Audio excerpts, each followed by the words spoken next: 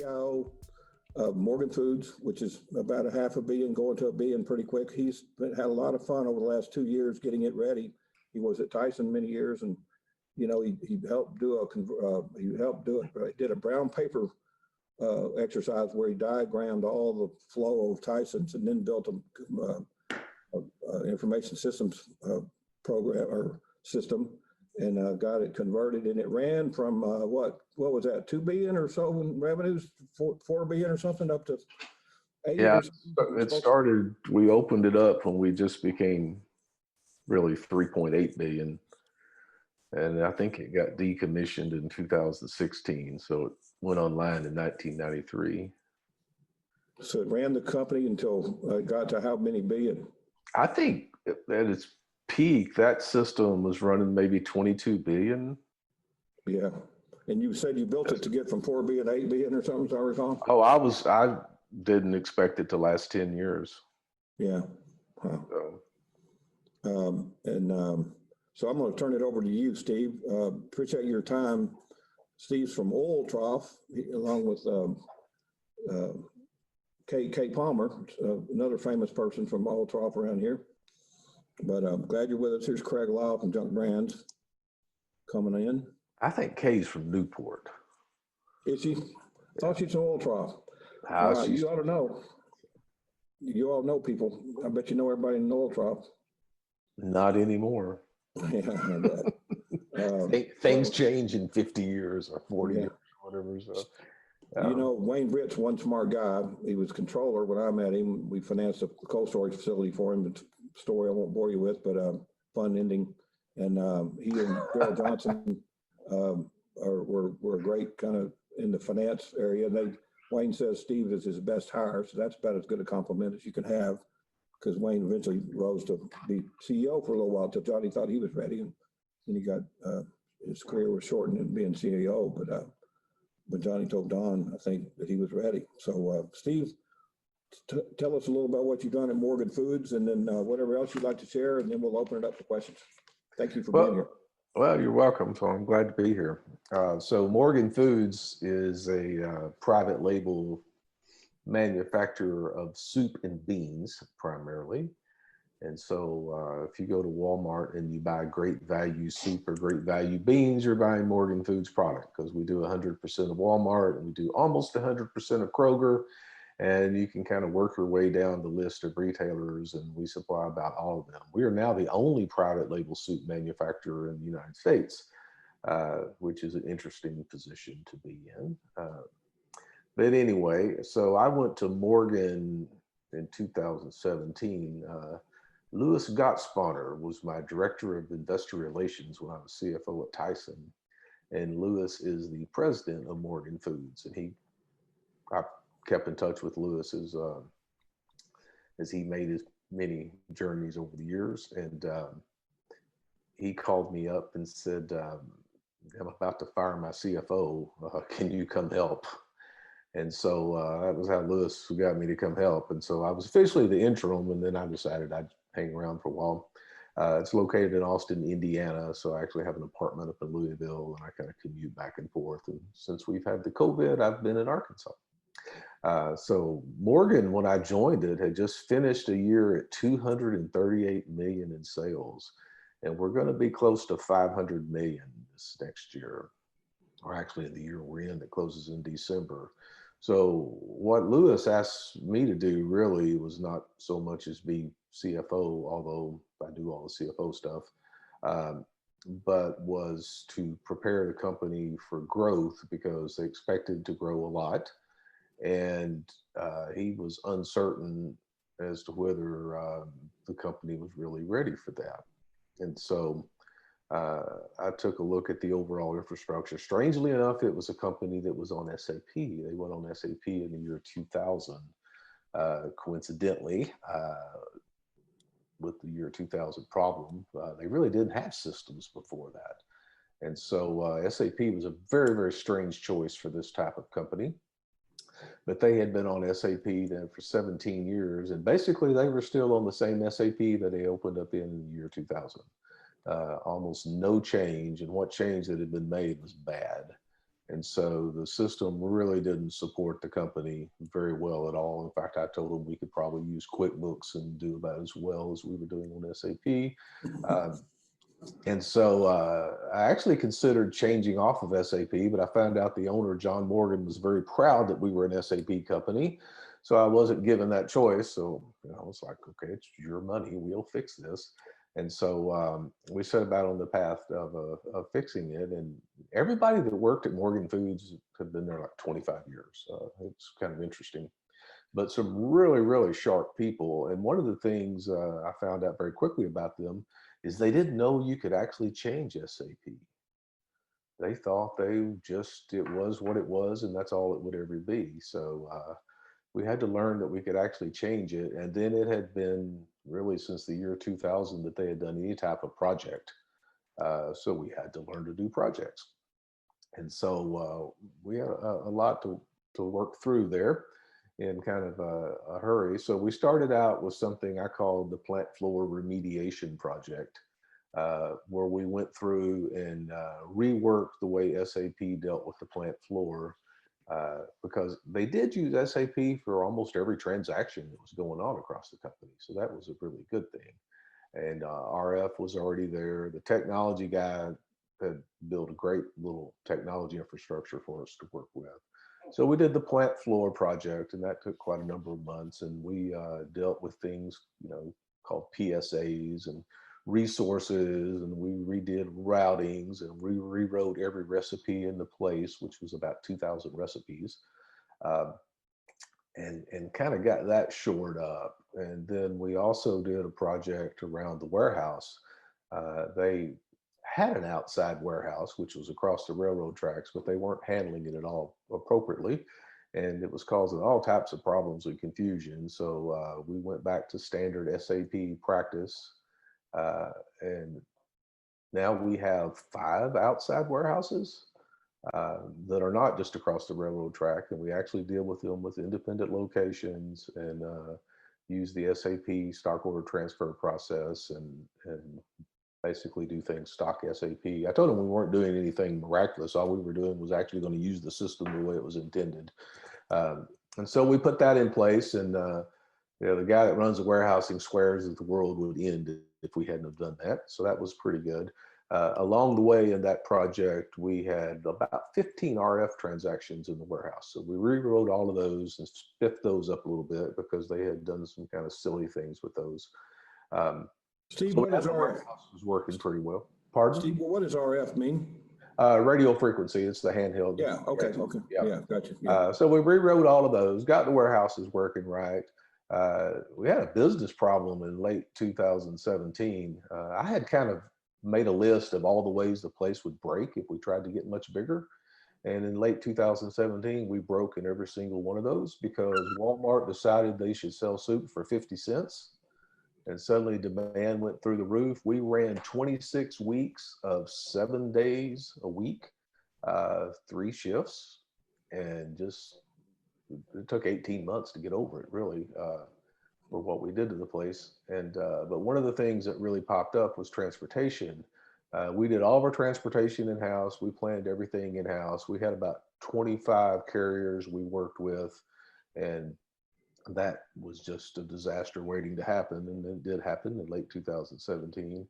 So we also moved everything to a 3PL, and now we have like 2,500 carriers to choose from. And the lady that used to get 500 emails a day and could barely get the truck scheduled manages all of that now instead of having to do it. And the world's a much better place. We're making a fortune in freight now. That's the easiest way to say that. So we made that business change along the way. And we were really working our way back to forecasting and business planning. So we implemented SAP's IBP, which is integrated business planning for forecasting and such. And now we're working on a product called PPDS, which used to be called AOP in SAP terms. PPDS is really production planning, discrete scheduling. And so we're finishing up that. Along the way, we had to upgrade SAP in order to do some of the things we wanted to do because it was a couple of revs behind. We've implemented the product lifecycle management application for SAP. And then we've also upgraded to S4, S4 HANA, which for us was not a complicated thing because we didn't have a lot of, as they say in SAP, custom objects.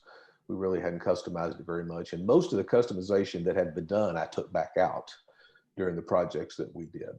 And so we've done all of that, in really about 2 years so far on all those projects. So we've learned to do projects. We've learned SAP can be changed. We've put in a whole project monitoring, tracking methodology, and it's all pretty cool. People have been great. People really smart. Couldn't brag on them enough. We've not really had any problems as far as wanting to do all of this stuff because we're fixing things and making things better. And so we've had really good cooperation on all of that. As we end this year and look forward to next year, we have a plant that has 10,000 sensors in it. And there's like 60 something computers out there. And it's pretty cool. So next year is going to be the year of the plant floor. And we're going to take a lot of what today are still paper-based processes that they use out there. And we're going to do the whole, as they call it today, Internet of Things deal on that. So my goal is, probably I'll stay with Morgan a couple more years. It's going to be the snazziest food plant in America when we're done. So, and one of the things you shared with me about that was you learn business processes before you go look at technology solutions. You get deep inside the company. So yeah, there's sort of a baseline around all this. So like one of the things that I got asked, Fast Lewis asked me, he said, how do you look at this place and see all that stuff? And it goes back, I guess, a long time. So I started with Tyson in 1983, and we were like 630 million or something as a company, and there were 9 plants. And so by the time I left, we were 28 billion or something.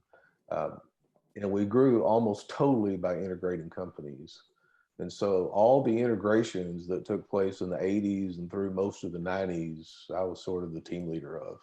And so along the way in the 80s, I had the fortune or misfortune of kind of learning how the whole place worked from almost any position. And so, and those are all business processes, who does what to make what happen. And so when we got to 1990 and Gerald decided that I should take over data processing, as we called it then, it was pretty funny because he said, I said, why me? And he said, well, number one, you're the biggest griper. And number two, you actually know how the whole place works. And so it was more the know how the place works. And plus I was like, the king of what later to be called shadow computing in the 80s, and took some amount of heat from that. One of my favorite things is the guy that ran data processing told me one day how stupid I was to think that the whole world was going to run on a network of personal computers. So that was pretty good. So anyway, what we did is, so our computer was just totally outgrown, and my job was to throw it out basically, because we had chosen a new computer vendor, like that was the answer, and it turned out that was more of a problem, but it was an answer. And so I was told to make it work because the CFO decided that his career wasn't on the line, but he sure thought his pride was. So I was supposed to make it work. And so I had to, try to figure out how you actually ran the world. I started with 12 people. I think I ended up with 380 by the time I let go of that department. But we mapped the whole place in this technique that was called brown papers, which was you literally take brown butcher paper and you set with someone, set at someone's desk called an operative in the fancy terms, and you map what they do. And so if they fill out a form, you put a actual form on the brown paper. If they use a computer screen, you take a shot of the computer screen, you put it on the brown paper, and you try to map out everything that they do from their perspective. And so part of doing that is you can't bring anything to the party. You got to act totally ignorant. No leading questions, no try to remind them of what you think they do or anything. They tell you, you document. And it's really, really interesting because one of the things I couldn't figure out was how the computer systems would get written and they would always be wrong when people started trying to use them. And I found out in this process because you map the operative's desk and then you went over it with them until you were sure you had everything. And then you showed it to their supervisor and you kind of worked your way up the chain. And one of the first things that would happen is the supervisor would explain to you that that's not really what they do. And short form, what I learned about that is the bosses have really no clue how the people really do their job. And so if you listen to the bosses to design the computer systems, you'll get it all wrong. And so that was a pretty important learning. But we mapped the entire place. And right away, things started changing because you could see what was going on and found all types of quick hits. And the funniest one was one brown paper had Mary's car on it. Because every day Mary would print out the purchase orders, was it purchase order invoices, one of those things for Walmart, and drive to Walmart. No, she would drive to Walmart and get them. That was it. Mary would get in her car every day, drive to Walmart and get the stack of POs and bring them back. Okay. And no one knew that Mary was doing that. And 2 weeks later, we had those on EDI.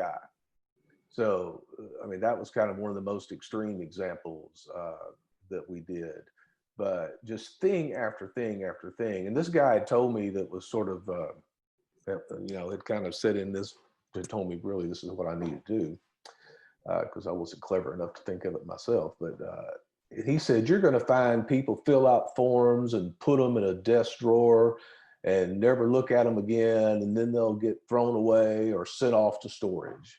You're going to find people get reports that they never look at, or you'll find people that get a printout that's 80 pages and they take 2 numbers off of it. And I said, nah, we're not like that. We're not like that at all. We're not going to find any of that stuff. We found it all. We found one example where one person did the work, sent it to the next person. They would redo the work because the first person got it wrong, although they'd never told them they were getting it wrong. Second person would redo it, send it to the third person. The third person would redo it again and put it back the way the first person had done it. And then it had 5 loops in it to do this one piece of work, and 4 of the loops was redoing the first work. And so it was a ton of stuff that got cleaned up along the way. And then we used that really in writing the computer systems, because then we had to write it. Actually, the system we talked about that came out in '93, we actually put into production the same month that SAP R3 came out. And that was sort of the new modern version of SAP and has morphed into the SAP that we have today. So that was really, really interesting that was the fact. But we nailed it with the computer system. We had changed the whole company over one weekend. And there was a lot that went into the strategy around that. But we pretty much nailed that part. And then we left some known gaps that we knew we were going to fill in as technology involved. One of those was transportation, how to turn sales orders into truck orders, as I simplistically called it. And we added all that in. So between 90 and 93, we did the whole supply chain. We automated all the warehouses. We put satellite tracking in all of the trucks. We made the cute little FedEx screen where you could type in your sales order number or PO number if you were a customer, and it would tell you where the truck was. And we had all that done by 1995. So it was a massively productive period that we went through in order to do all that. And then I think 97, we started doing SAP stuff. We did FICO and SD, and we solved a problem that I'd been wanting to solve since 1988.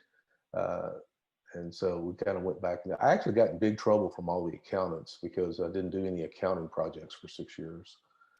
We did all the business projects, and then we went back and kind of fixed up a lot of the accounting stuff. When we did the accounting stuff, we got rid of half of the accountants, which was pretty interesting. And I took about a quarter of the accountants and we embedded those in the business. And so we created a lot more. The whole game was to move from all your hours being transactional to have them be equal, transactional versus analysis or informational. And so we embedded accountants in all the business units, and we created this huge quarterly review process. And because when I became CFO, getting information was really, really hard. And so I kind of went back and tuned everything from the CFO perspective, from an information perspective, so that we would have what we need to prepare for analysts and such as that. And a lot of process we put in place over all those years that pretty much, as I understood, is hung on. So kind of cool stuff. It's interesting. I read stuff in CIO articles and all this kind of stuff about ideas about how to do IT and stuff, and pretty much all of them we did in the 90s. It was kind of interesting. So I think we made Computer World top 100 3 years in a row before I quit paying attention to it. So it was kind of fun. And then I retired to become a goof off for a number of years. That's when I met Jeanette, when I was in my goof off phase. We used to have breakfast and talk for way more hours than she probably could afford to. And so then I got recruited back into things, partly by McFarland and people who would say, that was interesting what you said. So did that. And then sort of the Tyson Orbit folks, the Investors Club, as I call it, I went out to Wyoming and built a bentonite business, which was kind of interesting. So I got to learn all about that. Started that with 4 people and ended up with a fully running plant and built the whole plant, learned how to mine bentonite, all that kind of stuff. And I don't think that all ended up very well for them because bentonite was a hard business. So when I left that, I had the plant about half full, I think, as far as sales, but we had everything cooking. It was ready to go. And then as soon as I quit that, some other guy called, and then I worked with this company called Global Express, which was a worldwide 3PL, 4PL, and that was fun. So I did that close to 3 years. The most fun part of that was from a CFO perspective, for me to get a cash position report took 3 weeks because I had so many offices all over the world. I had 180 bank accounts, 106 signatories. It was crazy. No controls whatsoever. Had about 18 different accounting systems. It was a mess. And so I rode NetSuite out all the way around the world and put everything on NetSuite and made a worldwide banking deal with HSBC and moved all the bank accounts to HSBC. So I had one cash control portal and did 2 or 3 kind of cute things there from a management standpoint. So we took it from a company that you had no visibility whatsoever to where you could find everything you wanted to know about it from a desk. So that was pretty cool. And the around the world thing, I think I had 18 offices in China. We were in Hong Kong, Singapore, all over the Middle East, Russia, Brazil, Chile, Canada, where else? If there's another else.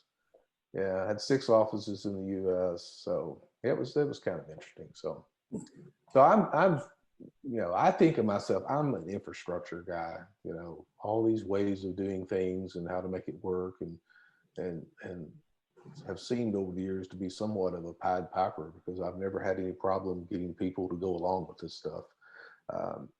And I think the easy part of that is I actually listen to them and try to understand, what's wrong. And then my business framework is, I don't know, I'm not sure there's a business process that can exist that I don't probably know at this point. So it's real easy for me to look at business processes and say what the problem is or, what we need to do to it. And most of the time the answer is if we'll just do it the standard way, we'll be better off. Because whenever you try to make it cute and personal, you're screwing up. I just tell people that right up front. And most people don't like that when they hear it. But everything we've done at Morgan is just use SAP the standard way. That's all we've done. So is cute bad or good? Because it seems like you have positive connotation and negative. Now, when people get cute with the systems, that's bad. Yeah. I always tell people the most important thing that you've got to do is ask the system how it wants to do the business process. And if you can live with that, and usually you can, then you're better off. If you want to try to get the system to do the business process the way you want to do it, you're messing up. Mm-hmm. So a lot of it, you were different in that you did learn business. You would share. I think most IT people don't understand the business process, don't take that time, so they're not as able to be as effective. I think maybe. Well, there are those that do that are really good at that. It's not a good way to run IT though, because you end up with these sort of embedded people and embedded teams kind of thing. It's an expensive way to run IT, and it's a very risky way to run IT, because when your little IT genius who understands how everything works leaves, it creates a big hole. So, there's this thing that my little phrase is that you've got to own your intellectual capital. And I think that's for the business people as much as anything. You got to really own and understand how all this stuff works. And so like the problem with Morgan Foods was they didn't own their intellectual capital. They had outsourced everything about the system. They didn't know the system could be changed. They really didn't know how it worked. They didn't know what was possible.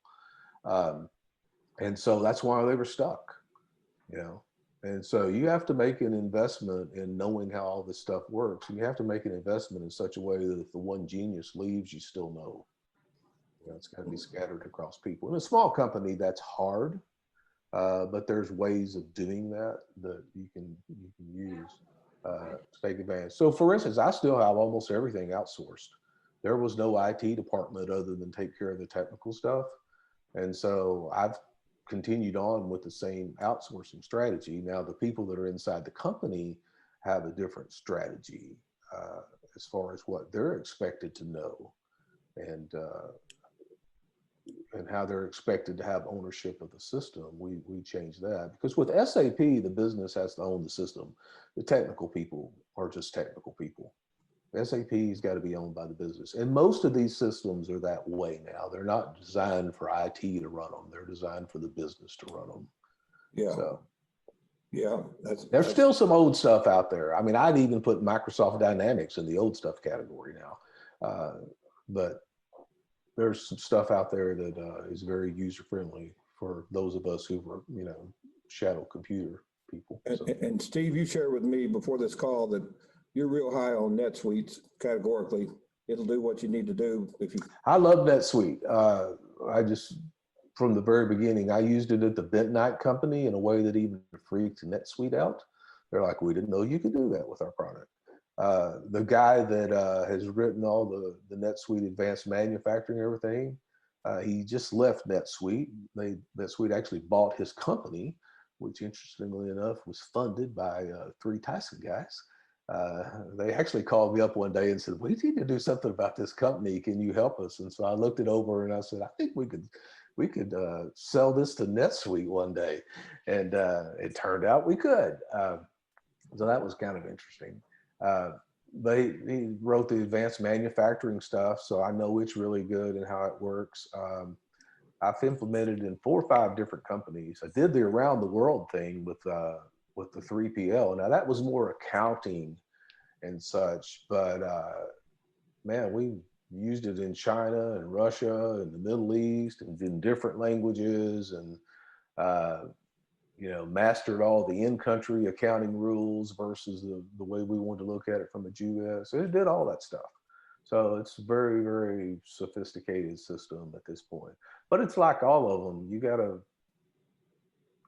I always tell people it's not the fiddle, it's the fiddler. So, hey, Lowell, you got a question? Yeah. So I've been listening to this with part of my mind going, in the direction of family systems.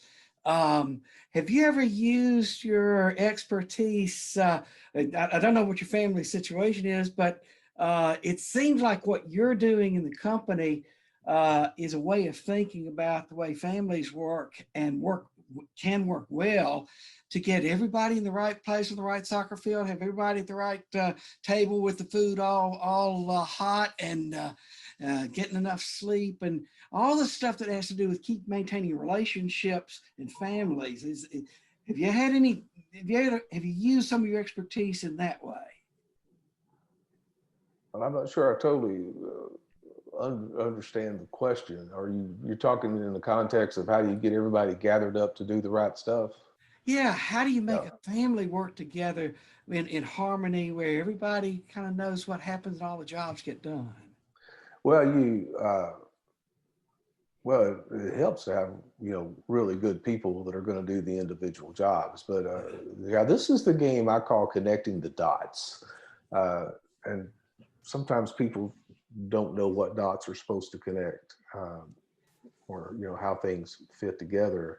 So that's an education process. There's lots of pieces to the puzzle of doing that, but it starts out with understanding all the processes, So I always, and I get on to people when I say they're grabbing a tree, and everybody that works with me very much figures out what that means. That means you've lost sight of the forest. There's sort of, first of all, you got to be at the right forest, and you got to have a view of the forest, and then everything is just trees and leaves and limbs, the details. You can't work from the tree back to the forest. And so one of the mistakes people try to do is to take the details and add them all together to come up with a whole. And so you kind of have to teach people to think in terms of the whole landscape. The landscape's the word I use for it. You gotta understand the landscape of what we're trying to do. And then you can fit everybody's role back into that. And people need to understand the other people's role. So one of the things that it really came out of the Brown papers is how one job screws up another job, and the person that's getting screwed up most of the time just gets mad about it. They don't do anything to go get it straightened out. And so when you take that overall view, and you can find those things, but you got to have an overall view. Now, as far as projects and getting work done, you have to establish here is the way we're going to work and manage our work. Okay. And so there's a lot of ways you can do that, but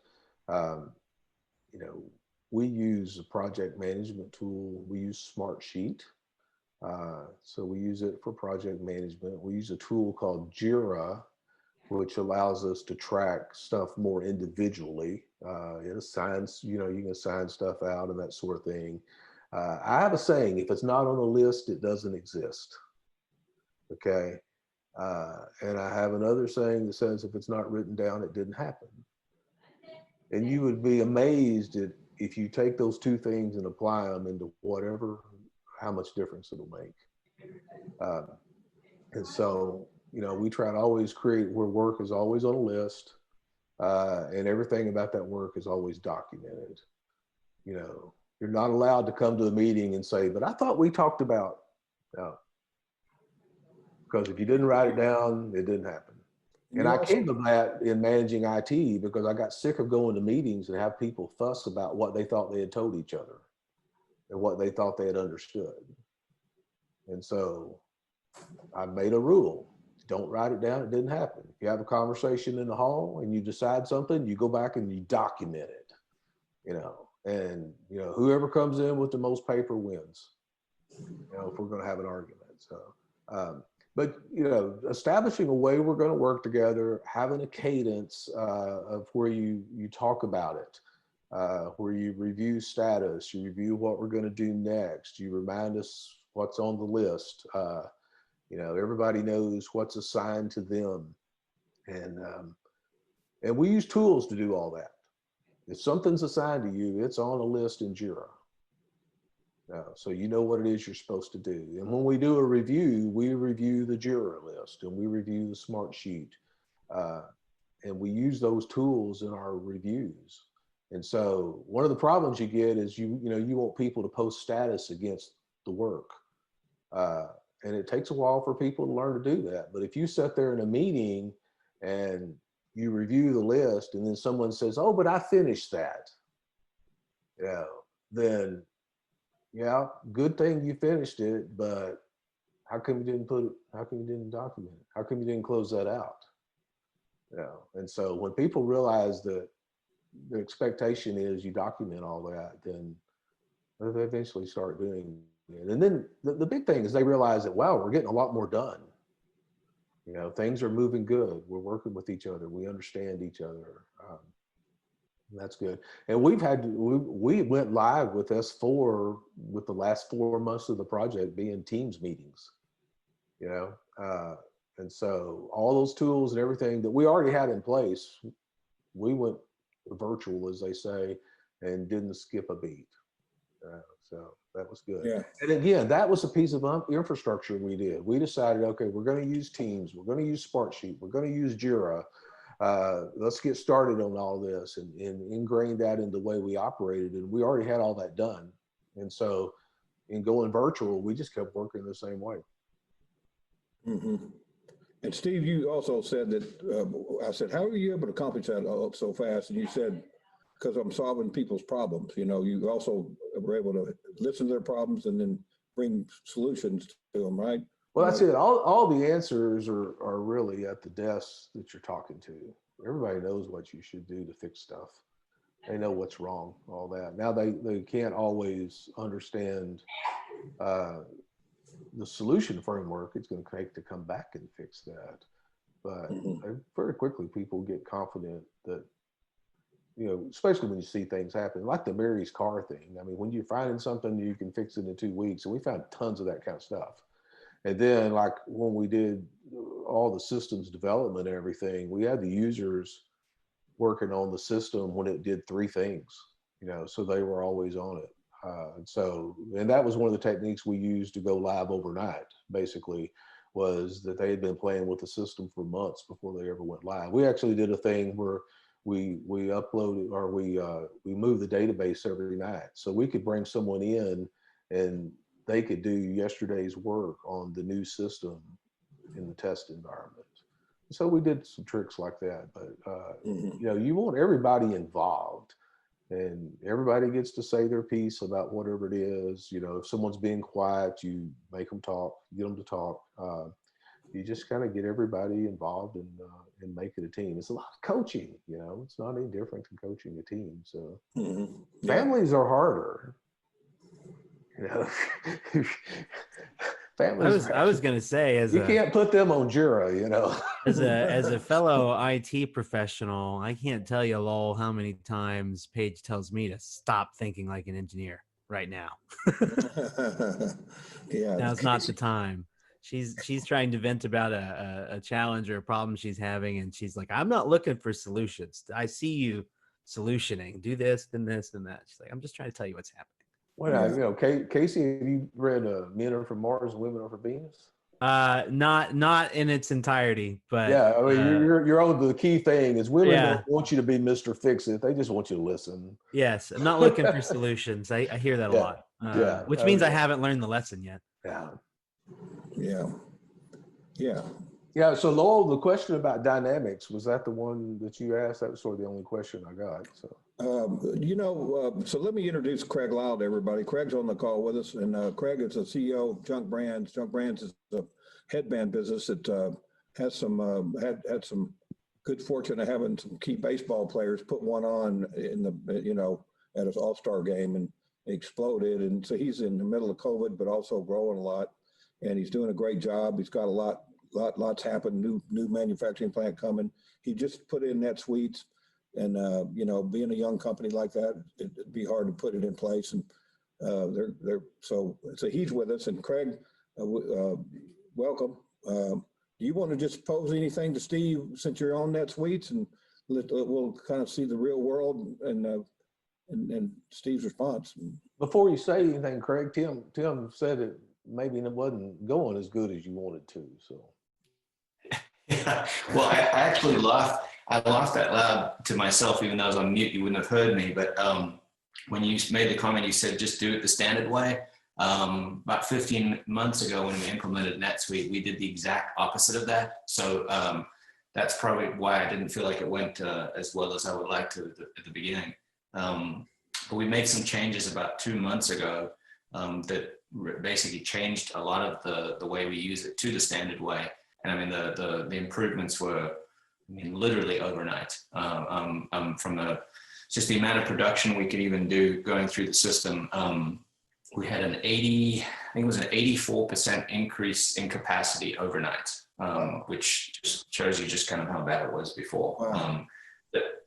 But I was speaking to Tim the other day, and I guess my question was as much about resources, because I mean, obviously, to do any change, you gotta have the resources. I was interested, how much of the resources that you had were internal, how much of it was third party, or did you build different types of teams around this, basically before and after implementation? Okay. Great question. Oh, and nice to meet everybody as well. Sorry, I should have said that to start with before just posing questions.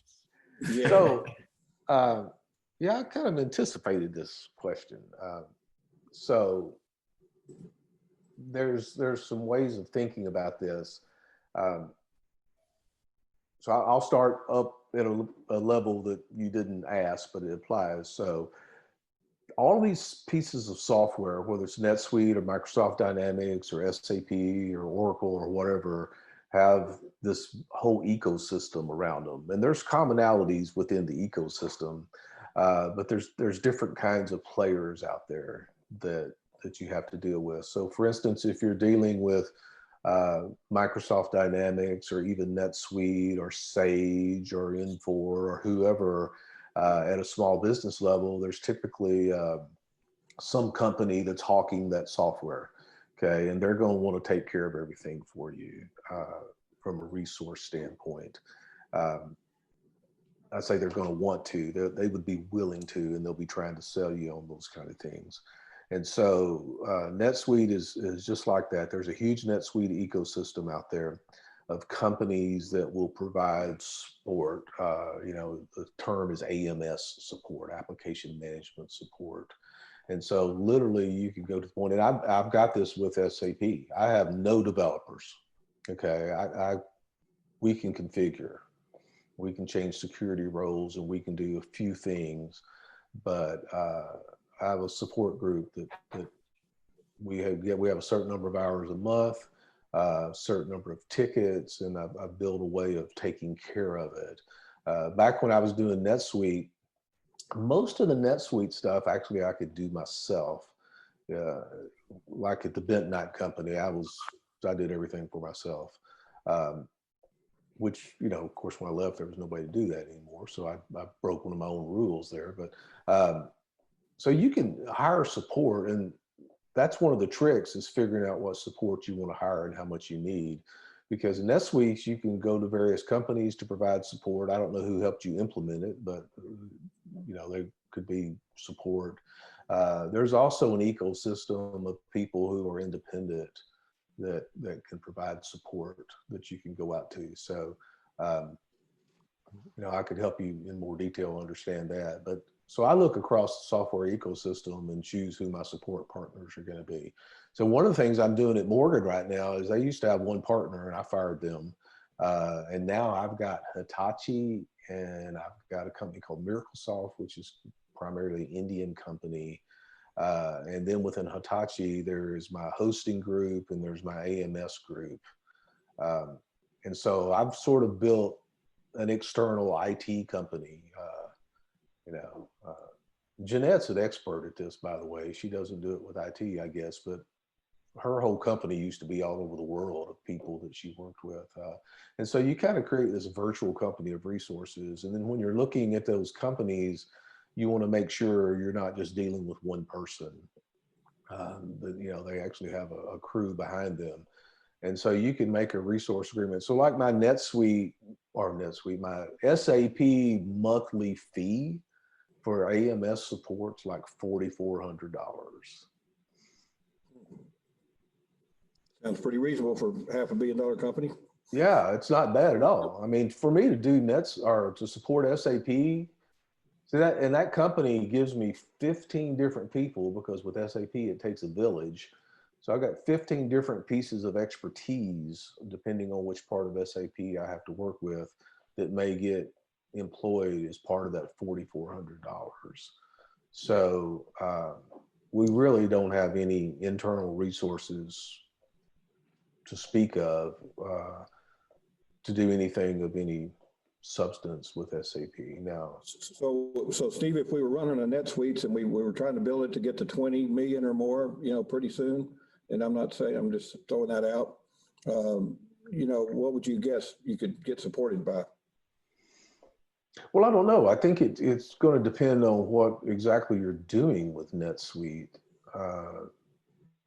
Yeah. Because like if you're doing a lot of advanced manufacturing stuff, you may need a lot more support than if you're just doing financials. So it depends on what you're doing, but I've got a pretty robust support contract for $4,400 a month right now. So possible, huh? Yeah, so it's very possible. As far as internal resources, Craig, with NetSuite, I mean, once you're up and going, you shouldn't need much. There's some fundamental NetSuite things that's good to know how to do inside a company. Custom fields are real easy. Rearranging forms are real easy. Getting stuff, save searches and a lot of user-based stuff that's good for your people to get really good command of. There's some good training online to do those sort of things and such. So all those things about the tool I would want to know how to learn how to do in-house. Writing custom scripts, I wouldn't worry about knowing how to do that in-house because, one of the things I always said, one of the problems with programmers is they'll write programs, and that might not be a good thing. So no offense, Casey, but because a lot of times it's like, well, I could write a program and fix that. Well, okay, maybe that's not the best thing. So NetSuite is really nice because you can write some really elaborate custom scripts to do stuff. And there's a place for that. And the nice thing about NetSuite is that those survive the upgrades. So customization doesn't get in the way of your upgrade path. Whereas with an SAP or with any other piece of software, if you customize your own personal instance and they come up with an upgrade, then now you've got more testing. You sometimes have to go change your customization because they've changed something under the covers or whatever. A great advantage of NetSuite is if you do customize it, it survives the upgrades. So that's a really good thing. Am I getting anywhere close to your question? Oh, absolutely. I could probably take several hours of everybody's time today and ask you about a billion questions. So I'm not going to go too much in the weeds, but yeah, absolutely. I think when we implemented it initially, we did it all in-house. We did it ourselves. We didn't have any help. And the changes we made, we went to a third party with a lot of experience and expertise in this. And when we initially did it, we thought it would be cheaper to do it in-house. And I think long-term, it actually is cheaper to use the third party because they move so much faster with the amount of resources they've got. So what you're saying lines up completely. And I would say the one thing is that for me, I probably know a lot more about NetSuite than I did a year and a half ago.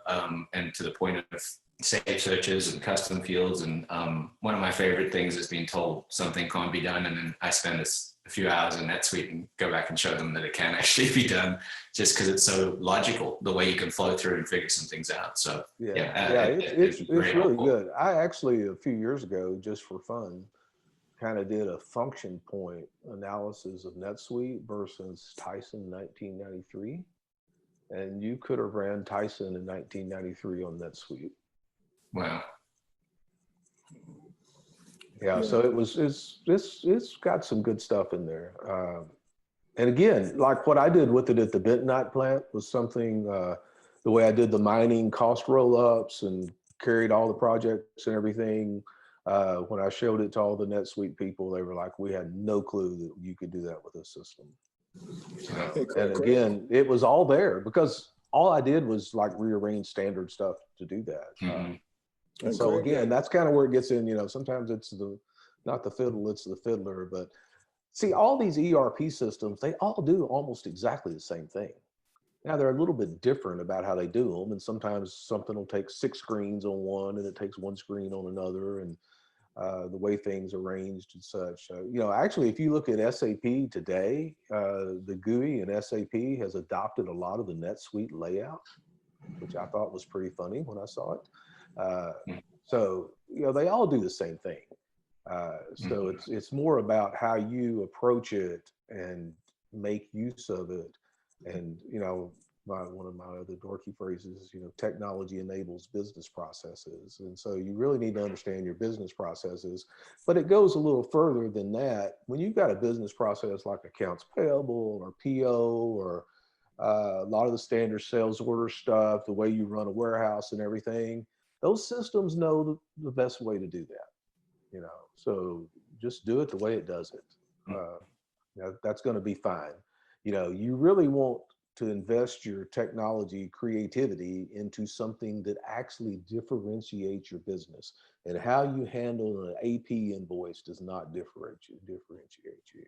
So if you're going to do some deep thinking in technology, it needs to be in the differentiation space. If you're going to own resources and develop intellectual capital, it needs to be in the differentiation space. It doesn't need to be in the run of the mill stuff. And AP, general ledger, all that stuff, run of the mill. And that's why I like it Morgan. All we had to do was go back to standard stuff, or actually use standard stuff they had neglected to use, like the STO process. Steve, go ahead, please. No, go ahead. I'm just rambling. Yeah, well, so does your system ever go down, the main system go down for some period, or never? No. So when we had it we had it in-house when we still had ECC. But no, uptime was great. The hosting service uptime is great. One of the things I got quizzed the other day about, so why did you use the hosting service? Why did you go to the cloud? It's a private cloud. We have our own instance of all this stuff. I didn't have disaster recovery. And so that gave me disaster recovery. I didn't, in SAP, it's called basis support. I was outsourcing that anyway. So I didn't have disaster recovery. I didn't have to go buy $200,000 worth of computer equipment. I didn't have to go buy $120,000 a year people to take care of this thing the way it was going to need to be taken care of. So I figure the difference between doing stuff in-house and the way I've arranged everything else is maybe it's costing me $200,000 more a year than if I did it in-house. But if I did it in-house, I still wouldn't have disaster recovery. So the way I look at it, I'm coming out ahead right now. So, and Craig, and plus I didn't even have a data center. It was like a closet. So yeah. Craig, Steve, I asked Steve if he might have a little time. There's John Newman. Steve might have a little time to spend with you. And I think if Jeanette and Kelly and I lean on him enough, he'll give you an hour or two, maybe. I'm glad to talk through whatever. A guy that used to work for me at Tyson actually is a CIO of kind of a large family firm in Louisville. And he called me up out of the blue one day and he said, I think it was either the M4 guy or the Sage guys with buddies with one of the family members, and he talked him in. So they want me to install this software. He said, I've got to slow this thing down. And so I gave him some ideas, and then the whole family had me down to dinner. And so we sat and talked for about 4 hours about how to approach the whole thing. And they got slowed down because of the COVID a bit. But so I talked them through the whole Steve Hankins process of how to go buy software, how to select software and do all this stuff and get everybody bought in and everything. And they ran the whole playbook. It was pretty cool. Yeah. Ran the playbook better than I would have probably ran it. And so he kept reporting in occasionally about what their progress was, but they ended up selecting NetSuite, and they've got the support and everything all arranged, and they were beginning to do the implementation. They have 2 really large companies, and they had like 50 family companies that they have to deal with. And so they're going to do the large company, do another large company, and then they're going to kind of suck all the family companies back into NetSuite as well. So, and all those are on QuickBooks, and actually moving QuickBooks into NetSuite is pretty easy. So, but yeah, they ran the whole playbook, and I think it's going to turn out real well. The problem they had at first, even with the one the guy wanted to do, was they had this one business process, and that was going to be the key to which software they selected. It was whoever could do this one business process. And so, it's like, okay, what is it? And they talked me through the process, and I said, okay, so here's the problem. There is no software out there that will do what you just described. So you can't select based on that. I said, even at Tyson, this particular process we were talking about, we did not do it within the core process. How'd you do it? We did it on Excel. Okay.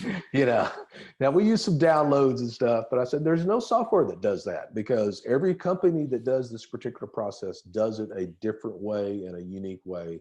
And your money's better off and just, suck the stuff down, do it in Excel. So that's not how you can't make your decision based on that. Because the companies they were already talking to were offering these huge customization solutions to attack that one problem. And of course, the other thing I got them was no customization. No, don't do that. Stock processes. So, Steve, John, welcome John Newman, everybody, to the line. Hi, John. How you doing? John's he's the brightest and one of the smartest and most capable leaders of a nonprofit called Lifestyle. And but it does a lot of paperwork right now, right? John, you'd like to automate some of that. Yeah, we're cutting down on it now, but just things are so hectic right now with COVID stuff that, kind of everything's been pushed to the sideline in terms of adding new tech and all that. So we've been running around, and we're amateur contact tracers right now. Excuse my tardiness. That's kind of what we've been dealing with the last week and this week. It's been a rough 2 weeks. Really? We look forward to drilling down on that more. Yeah. Steve just shared with Craig and the group that he's available for a little time if we want to, process outside of this meeting a little when you get things stabilized on your tracing, and that means you got some cases, huh? So I hate to hear that. We'll come back to you, John, on that. Steve or Casey does code. He's got a great team. Share with us how a CFO looks at coding and how you do the ROI, or just how Casey might approach the sales process. Maybe just a little wisdom there, if you don't mind. okay. What kind of stuff do you do, Casey?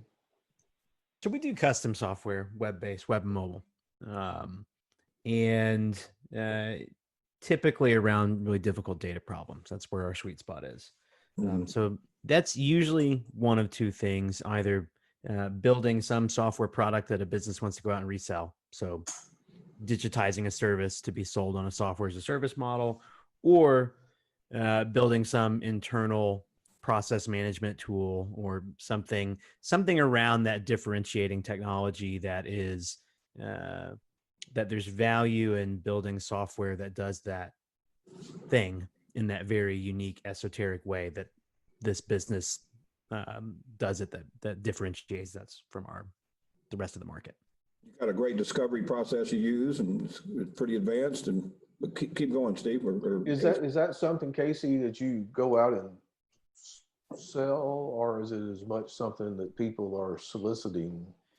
Well, when soliciting more often, right? Because when folks come in soliciting, it means that they've already made a decision to go out and build something. It means that they've, to some extent, gone out and gotten a budget. It's a little bit harder to come in the front door and sell, hey, we're going to build some custom software around what we speculate is a problem you might have. Yeah, I would think you would be approached by people who had some vision for some solution. That's right. Now, when we go out and approach other people, we do it in a different context, which is that we come in with what Tim mentioned, a more of a strategic consultative approach, where we've got a series of workshops to maybe help discover what some of that differentiating technology might be based on a series of workshops that we do to kind of uncover where are the places that you've got something really unique. Anytime a customer comes to us, you said something, Steve, that just resonated with me. When a customer comes to us and they say, well, we want to build this tool and it's going to tie into our invoicing system and it's going to tie into our payment system and it's going to do project management. And we just say, whoa, stop. You're talking about an ERP system. You're not going to build that from scratch and have any amount of success whatsoever. You need SAP, you need NetSuite, you need Sage, you need something like that. And so that's a big part of, at least how we qualify customers and help on the consultative side, vet the potential solutions that they're pitching to us, that they're saying, we want to go build this, is it's that phrase, differentiating technology. That's exactly what we use. Those are the words we use. We say, is this technology that actually differentiates your business? If not, you really are not going to have a good time. But even if you ask us to build it, by the end of this process, you're not going to get the ROI you're expecting. And whether we do a good job or not, it's going to reflect poorly on our work. You're not going to be happy. So we have to turn that sort of stuff away. Listen to that wisdom. Good wisdom. It is. And it's honestly, like, I can say it's something that we've kind of known all along, but we hadn't really articulated until recently that was the thing. We could look at a project and say, I don't think this is going to work, but we hadn't really tied it all the way back to the reason why is it your process isn't that different from what everyone else is doing. So obviously there's not going to be value, and we're not going to be able to compete. You have a generic process. We're not going to be able to compete with the economics of a generic system that was built once and satisfies the needs of many, subsidize the cost. But my question, Steve, to you maybe is, do you have some parameters around what makes that technology differentiating, right? What are maybe the heuristics of beyond maybe just it's a process that's unique to you? Are there any specific areas that you've seen repeated across the business that this tends to be an area where differentiating technology is worth it? Well, I don't know that I'm very well equipped to answer that, Casey, because I live in the world of basic infrastructure, especially with a private label company, because a lot of things you would do if you were actually providing, a branded company, right, you wouldn't do, or it doesn't apply to private label. So, you probably do. I mean, in thinking of differentiating pieces where the company actually relates to the consumer or to the end customer, not a lot of good ideas on that. I used to think of different. So, my context of differentiation back in the 90s was things like, if it was truck tracking. Okay, well now everybody does truck tracking. Yeah. So. But that was a differentiator there. I mean, Tyson was a supply chain company as much as anything. And so you wanted to be ahead. I mean, one of the funny thing was we went through this phase where all the retailers would send you letters that said, unless you can do X, Y, Z, we're not going to buy from you anymore. It's typically some EDI or business kind of stuff and everything. Mm-hmm. And somebody on the West Coast sent one of those, and we had built all the stuff, and we were just looking for somebody to play with because you could see it coming. And we went out to visit with them and talk through it all. And then while we're sitting there at the table with their CEO and their IT staff had to confess that they were nowhere near ready to do that. Then they had sent out the letter and everything. And then I found out a week later, the guy had fired half his IT staff, So my differentiation goes more into all this business connectivity kind of stuff, which is still there. And there's unique ways of doing that. One of the pieces of software out there are the companies that are out there now that are kind of interesting. So Britt Fogg's company has always been interesting to me. And dealing with retailers and Retail Link in particular. But there's another company that I got exposed to a few days ago that deals with this issue of Walmart and their deductions and everything. But I don't know, differentiation is so many times particular to the company and the industry. That's the thing, right? Yeah. The very nature of it being differentiating means that you can't really paint that with a broad brushstroke. Go look. That's right. It's not something that you can come in off the street and say, okay, here's what you can do to differentiate yourself. Yeah. Yeah. You sort of have to have that visionary inside to come up with things they want to do. Now, there is this level in between where you can expose to people to things that they've not been exposed to, sort of, have you thought about this type thing. So, like, for instance, I've got a friend that runs a company that does trailers. And one of their big things is they build the trailers, but their really big business is the trailer parts. They have 22 warehouses that they keep stocked around the country with parts. And so the logical question was, why do you still need 22 warehouses?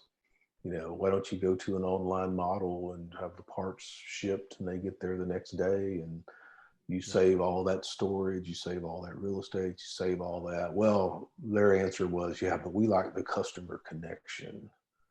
Okay, well, that's cool. And so what, 5 years later now, they're getting on this bandwagon of maybe we need to start eliminating warehouses. Yeah. And we can go to an online thing. Now, is that differentiating technology, or is that just catching up? Okay. Yeah, right. So they're sort of the slow follower category, I think, on that. So I don't know. It's a complicated thing. I mean, a lot of your business depends on some visionary showing up with something cool to do. That's a little tough. Now, I will say this, Casey. There is an empty space out there, and I actually, in my Smartsheet plus Jira plus Teams, such, I keep looking for this perfect project work management environment, and it doesn't exist. Yeah. Okay. And what we're doing with the products we're doing is I'm putting that together. And even in dealing with Hitachi, so actually the Jira thing we're using is the Hitachi thing we use. So I just had them like redo it for us to get us started.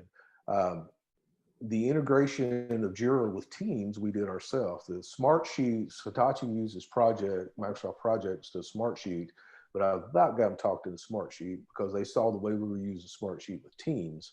And so I'm trying to build that environment. So when you come in and say, all right, what you're talking about is not differentiation, but it's a need, but there's lots of products out in the market that satisfy that. Okay. Mm-hmm. Some of which are practically free.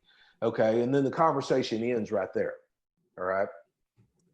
I think there's room, and maybe not for your company, but this is sort of the idea is to have command of those other products. Okay. Mm-hmm. And say, okay, here's a product set that strung together addresses your need. Yeah. Okay. And there's services work to be done around the middleware, if you will, or the integration of those services. So that's right. They don't necessarily plug straight into one another. You need to build interfaces between them. Yeah, there's well, if you've got your, if you already got the Teams plus Jira plus Smartsheet thing cracked, then that's good. And there's other things like that. So if you've got kind of your canned solution set built in the background, you get a build once, sell many kind of thing. And plus you get the coaching of, okay, here's how you do stuff within a business. There's work there, is it as good as doing something really cool? Maybe not, but it's cool in its own way. We've thought about that though, because the thing is that in the process of coming in and being consultative and taking a look at the broad landscape and say, okay, here's what you've got off the shelf that all these things plug together. It also highlights, right? It's kind of like you get a pile of junk on the table and you start organizing it into piles. And this goes over here and this goes over here. We can replace this with that. This is all off the shelf stuff. And you get down to it and you end up with 3 spare parts laying here. And we go, what about those? And those are kind of the highlighted things that maybe are the differentiating pieces of the business, the ones that we couldn't find an off-the-shelf solution for, or the solution really didn't do it in the way the company did. And so we've thought about that as well, right? Of coming in, doing build versus buy analysis, plugging some systems in together as, if nothing else, an appetizer relationship, if I'm being honest, to the work that we really enjoy doing, which is building something custom. That through that process, we're delivering business value, and the things that kind of the fruit that falls out of the tree as we're shaking it is a couple of potential projects of the stuff that we really love and excel at. Or maybe even better. This is something else we've considered is letting people be really good at that part of it and just finding partners to work with. That's like, you're really great at helping businesses set up all these individual systems and integrate them. You've got depth and expertise of the landscape of the market. You can help make a recommendation on NetSuite versus SAP. I can't, right? I would be lying, right? If I pretended like I had that kind of, I just haven't used both of them for very much time in my career. And for the things that don't fit, we can be the partner that helps build. There you go. So those are all different things that we've looked at, but it's all around that differentiating tech. I agree. I think if people, so back to Tim's question of how do you think about that from a CFO standpoint or from even a CIO or a business standpoint, is, so if there is something, you got to evaluate, okay, how much would it cost to build, what I think the benefit is and all that. So at Morgan, I use a hurdle rate of 17%. And so, if I can have something to look better than that, then we typically do it. But when dealing with an outside firm, I very much, I always create these, I call them bloom where you're planted situations. Okay, I'm before you're going to do anything really, really important for me, you're going to do something simple for me. Yeah.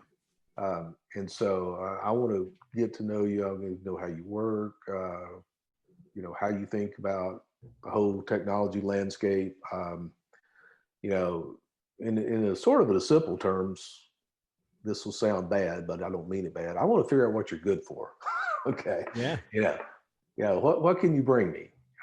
What can you bring me? And because there's no telling what I need that you might come up with, because I can't sit there and say, well, here's the 12 things I need. Right. I can't think of them all at once, and so the conversation, the dialogue is always good. And in spending time around all these small businesses, just the basic technology assessment and what could I be doing kind of thing is always a good conversation, because sometimes, well, most of the time people don't know what they could be doing. And then sometimes when they come up with, I want to do X, they don't realize that before you can do X, you got to do most of the alphabet in front of it. Mm-hmm. And so just understanding how all that fits together is those conversations, they won't make you much money, but you won't make much money unless you get in a lot of those either, I think.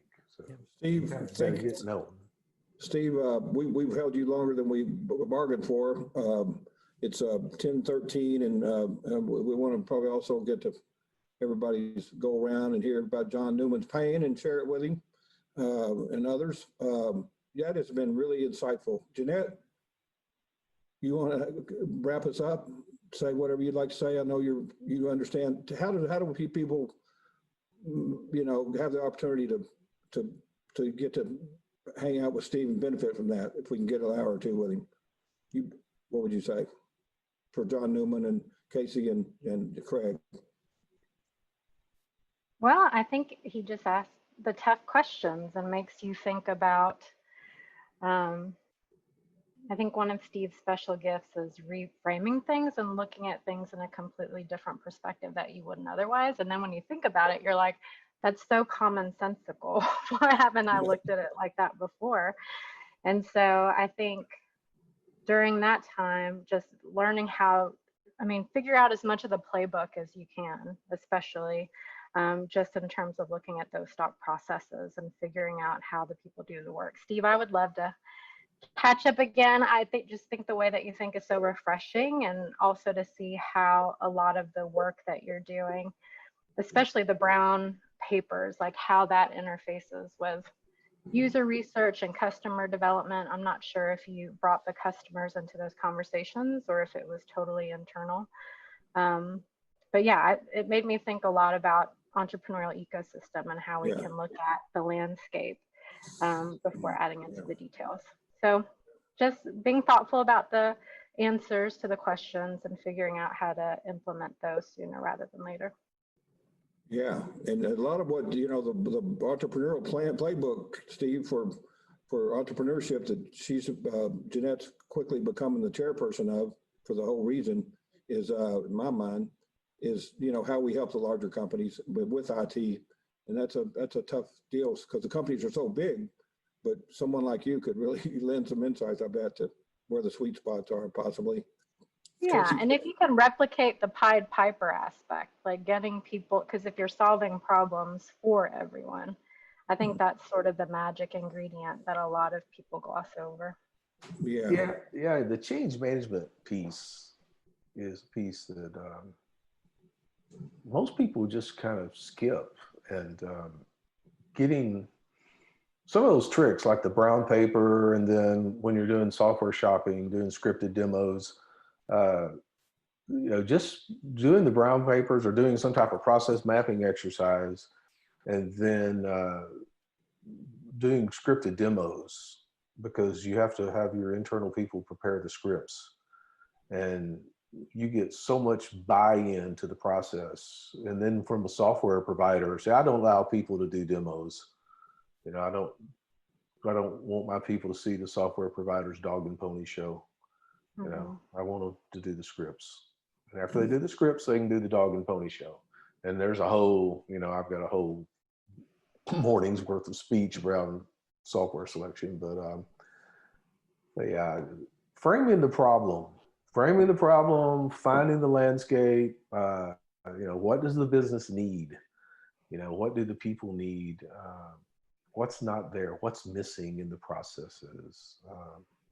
All that kind of work. That's sort of the fun stuff, I think. And so if you pay attention to these people that talk about why ERP fails, you know, they'll say, well, you didn't have executive sponsorship, or, you know, you didn't have a change management office or whatever. And I really think you fail before that. I think you fail when you really don't deal with, okay, what does this business need that it doesn't have? And, you know, if we fix, you know, what's broken, what's missing, you know, you kind of come back and look at it that way, then you begin to find things pretty quickly. And Casey, to your point, you know, one of the things I do is, you know, I call it the Sesame Street game. One of these things is not like the other. And so when you see a certain business and you realize this business looks just like another business, okay, so what are they doing in comparison? You know, what can I learn from the two that I can bring to the one, you know, kind of thing. And I actually used that in the past one time. So I was working with these people that sold seminars, basically, you know, the write the book, sell the seminar kind of thing. And the problem was they were, the lady that did it all thought she had to present every seminar and it was killing her.